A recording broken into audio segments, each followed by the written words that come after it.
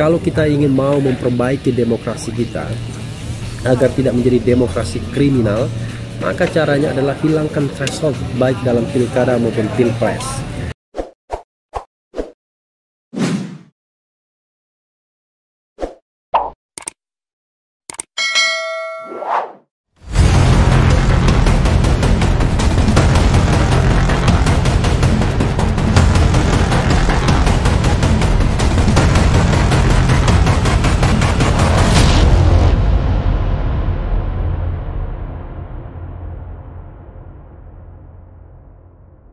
Assalamualaikum warahmatullahi wabarakatuh, sobat RH sekalian. Jumpa lagi kita di channel yang keren ini, Keren Cadas. Kali ini sobat RH, saya sedang ada di Bandung ya. Di depan apa ini? Bukan di depan ini, duduk di Sera, tempat nongkrong sebentar. Sudah lama tidak keluar gara-gara COVID-19 dan kebetulan ada undangan seminar di Bandung, jadi sempatkan duduk sebentar, tapi sempatkan juga mengambil video ini. Dan mohon maaf kalau suaranya agak kecil sedikit karena kalau besar nanti didengar orang, dan hanya menggunakan handphone ya sobat era sekalian. Ada berita yang ingin saya uber, ini dari CNN Indonesia. Mahfud MD sebut 92% calon kepala daerah dibiayai cukong. Ini bukan berita baru, tetapi perlu kita ulangi lagi untuk memberikan kesadaran ya. CNN Indonesia, Jakarta. Menteri Koordinator Bidang Politik, Hukum dan Keamanan, Menko Polhukam Mahfud MD mengatakan hampir 92% calon kepala daerah yang tersebar di seluruh Indonesia dibiayai oleh cukong. Luar biasa ya. Dari mana Prof Mahfud tahu angka itu? Nanti kita baca terus ya. Sering membuat pernyataan yang kontroversial Prof Mahfud. Rata-rata, kata Mahfud, setelah terpilih, para calon kepala daerah ini akan memberi timbal balik berupa kebijakan yang menguntungkan para cukong tersebut. Di mana-mana calon-calon itu 92% dibiayai oleh cukong, dan sesudah terpilih itu melahirkan korupsi kebijakan, kata Mahfud saat menjadi pembicara dalam diskusi bertema memastikan pilkada sehat, menjauhkan COVID-19 dan korupsi yang disiarkan melalui kanal YouTube resmi Pusako FH Unan Jumat 11 September 11 ya. Sejak pilkada langsung yang sistem pemilihannya dilakukan oleh rakyat, kata Mahfud, para cukong banyak yang menabur benih bersama para kontestan pilkada. Mahfud tak mengatakan para calon yang dibiayai para cukong ini juga ada di pilkada serentak 2020 yang telah memulai masa tahapan. Dia hanya mengatakan kerjasama antara calon kepala daerah dengan para cukong ini sudah pasti terjadi. Kalau antara, pasangannya dan bukan dengan. Hubungan timbal balik ini biasanya berupa kebijakan yang diberikan para calon kepala daerah yang telah resmi terpilih kepada para cukong tersebut. Apa yang terjadi kemudian, kata Mahfud, dampak kerjasama dengan para cukong ini lebih berbahaya dari korupsi uang. Korupsi juga, ya sama-sama korupsi ya. Korupsi kebijakan, kata Mahfud, biasanya berupa lisensi penguasaan hutan, lisensi tambang, dan lisensi lainnya yang lebih merugikan masyarakat. Korupsi kebijakan itu lebih berbahaya dari korupsi uang. Kalau uang bisa dihitung, tapi kalau kebijakan dalam bentuk lisensi penguasaan hutan, lisensi penguasaan tambang yang sesudah saya periksa itu tumpang tindih, kata dia. Luar biasa Menko Polhukam memeriksa ini ya, tumpang tindih.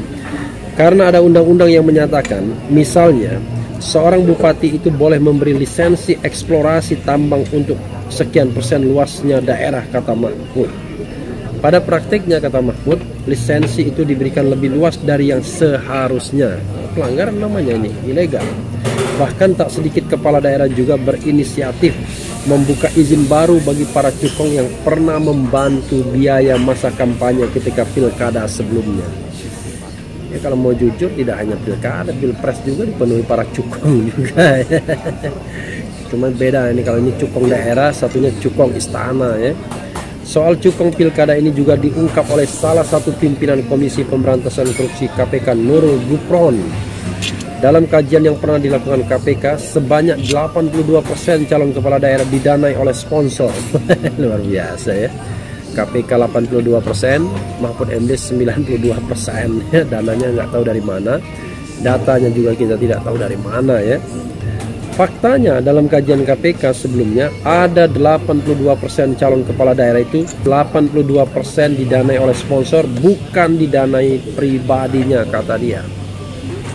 Dari sinilah, kata Gubernur, praktik korupsi di masa pilkada terjadi. Kemudian memungkinkan sebagai money politics, sehingga itu menunjukkan nanti akan ada aliran dana dari sponsor kepada calon kepala daerah, kata dia ya. Sponsor itu maksudnya ya cukong juga. Kan nggak mungkin di pilkada ada sponsorship ya. Sobat daerah sekalian, itu tadi pernyataan Prof. Mahfud MD. Ya sayang Prof. Mahfud tidak menyebutkan dari mana data 92% itu. Kalau KPK 82% dari hasil kajian KPK. Tidak tahu bagaimana cara mengkajinya. Yang jelas kalau 82% atau bahkan 92% itu luar biasa. Jadi semua dikuasai oleh percukongan. Nah sobat daerah sekalian, kenapa ini terjadi? Sederhana, karena biaya pilkada itu mahalnya minta ampun. Dan itu tidak sesuai dengan penghasilan resmi seorang kepala daerah. Yang gaji formalnya itu cuma 6 juta per bulan kalau dia bupati wali kota. Bayangkan 6 juta per bulan, katakanlah ditambah tambahan-tambahan lainnya bisa sampai 30 juta per bulan. Saya sudah berapa kali disinggung di kesempatan ini, interview saya dengan Bupati Kudus, dengan wali kota Pandang Panjang. Mereka mengatakan ya penghasilan mereka paling 30 juta per bulan. Ya sudah berapa kali saya sampaikan ini. Dan kalau dikali 12 kan 360 juta. Let's say 500 juta, kemudian dikali 5 tahun 2,5 miliar.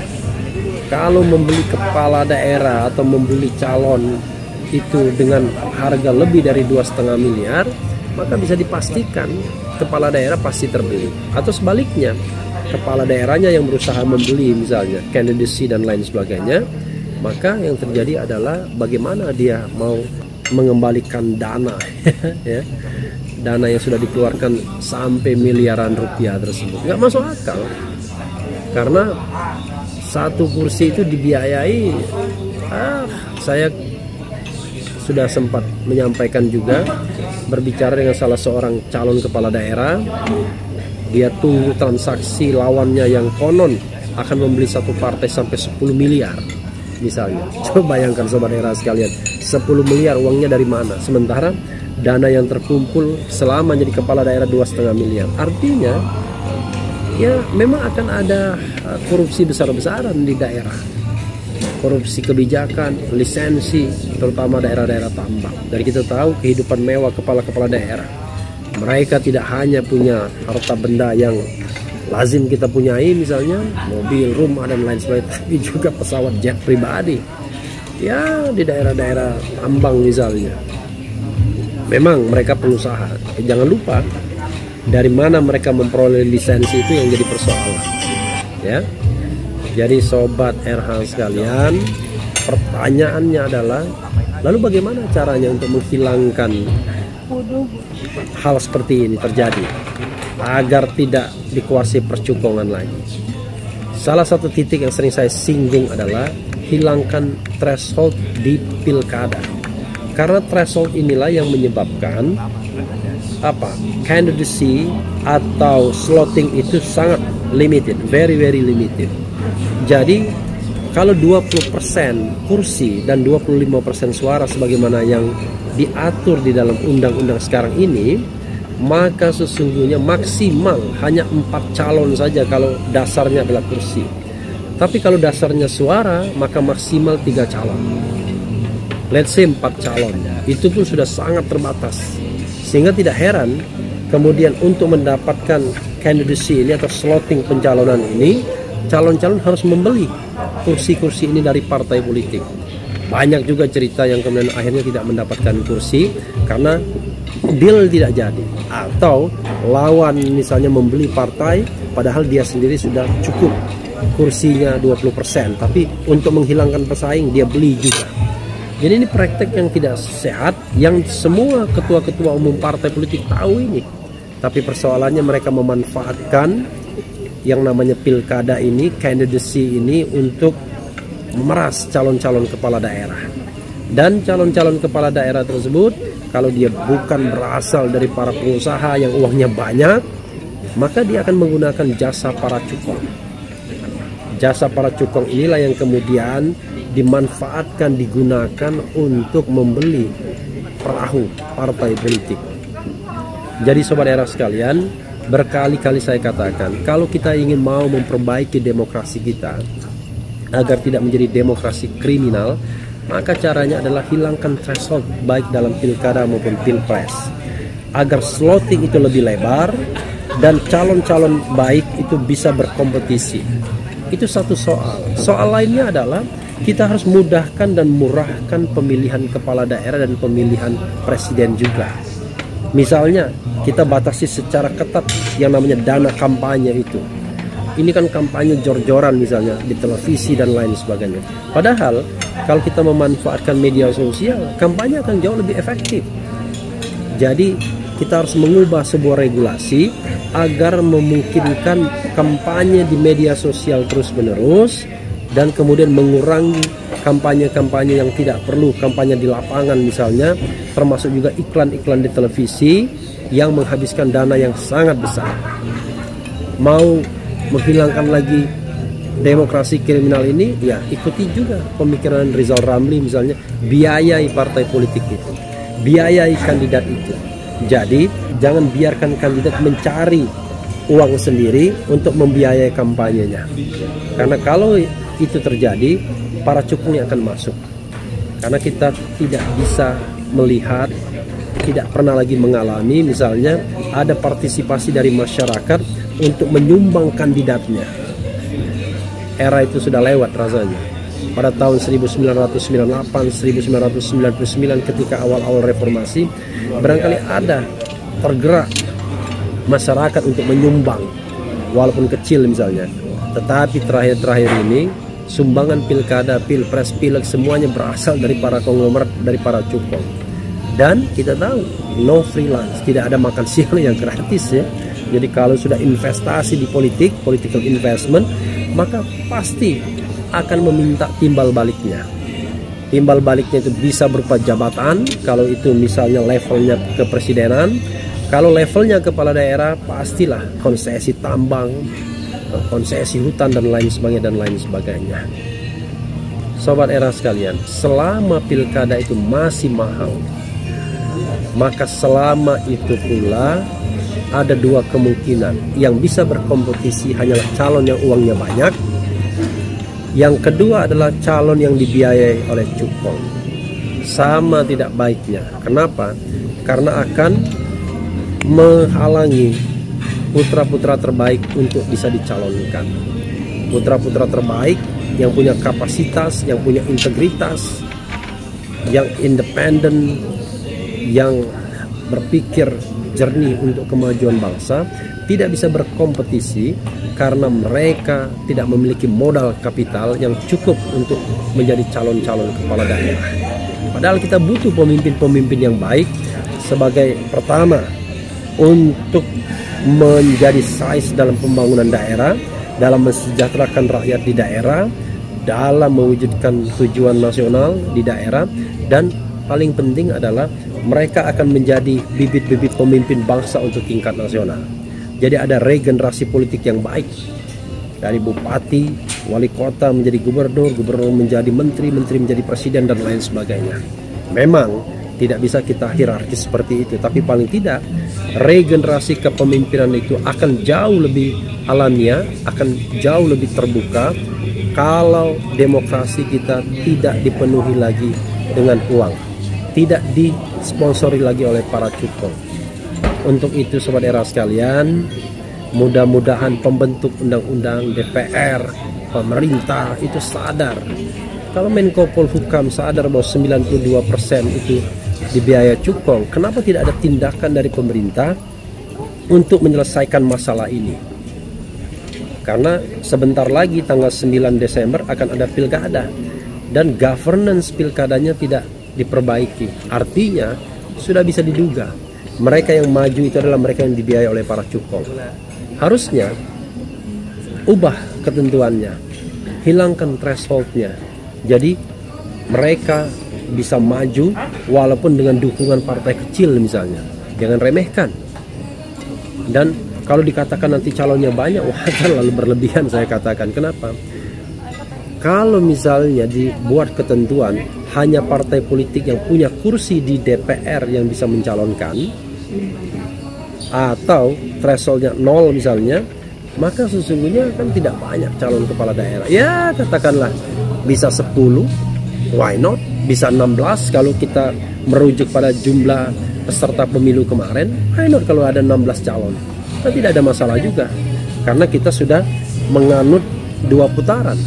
Kalau pada putaran pertama tidak ada yang mencapai 30%, maka akan ada putaran kedua. Kalau sekarang bahkan, maaf, kalau sekarang tidak ada lagi pemilihan 2 putaran, hanya 1 putaran saja. Kenapa? Karena tadi ada semacam pemaksaan agar calon itu 2 saja. Bahkan calon tunggal juga boleh. Sesungguhnya banyak cara untuk memperbaiki governance pilkada itu. Hanya masalahnya adalah keinginan itu ada atau tidak. Jadi mudah-mudahan Profesor Mahfud MD tidak hanya bicara, tidak hanya ngomong, tapi menjadi frontliner dari pihak pemerintah untuk memperbaiki governance yang ada ini. Karena tidak hanya soal ini tergantung pada pelaksana pemilu seperti KPU dan KPU di daerah atau Bawaslu di daerah, tapi itu semua tergantung dari regulasi yang dihasilkan. Sepanjang regulasi yang dihasilkan tidak cukup solid untuk mencegah seseorang yang curang terpilih, dan kemudian kalaupun dia curang kemudian dia tetap bisa dikoreksi dengan mekanisme yang namanya electoral justice system, maka selama itu pula kita tidak bisa mendapatkan pemimpin-pemimpin yang kira-kira baik, yang tidak disponsori para cukong dalam memimpin negeri ini, mulai level kota, kabupaten, provinsi, dan bahkan orang nomor 1 di republik ini. Saya selalu berdoa, selalu berharap Sobat Era sekalian, agar ada perbaikan yang signifikan ke depan. Ada banyak orang seperti Prof. Mahfud MD yang berpikir ke arah sini, dan tidak hanya berpikir tapi juga bertindak untuk memperbaiki governance pemilu kita ke depan, baik pilpres maupun pilkada, termasuk pileg juga. Jangan biarkan mereka yang curang, mereka yang menggunakan uang, mereka yang membeli perahu, mereka yang membayar rakyat, mereka yang katakanlah disetir oleh kekuatan-kekuatan di luar dirinya menjadi pemimpin-pemimpin negeri ini, baik level lokal maupun nasional. Sobat Era sekalian, itu saja dari saya. Malam semakin tidak larut sebenarnya, baru pukul berapa ini? Ya, baru pukul 19.30. Tapi mudah-mudahan suasana Bandung ini membuat kita makin semangat. Yang penting tetap di channel ini, karena di channel ini Anda akan dirayu, ditipu, dibaperin, dicecar, diuber pula di jalur khusus. Karena channel ini adalah channel yang mengancam, memeras, dan membenci. Jangan lupa subscribe, like, comment, and share.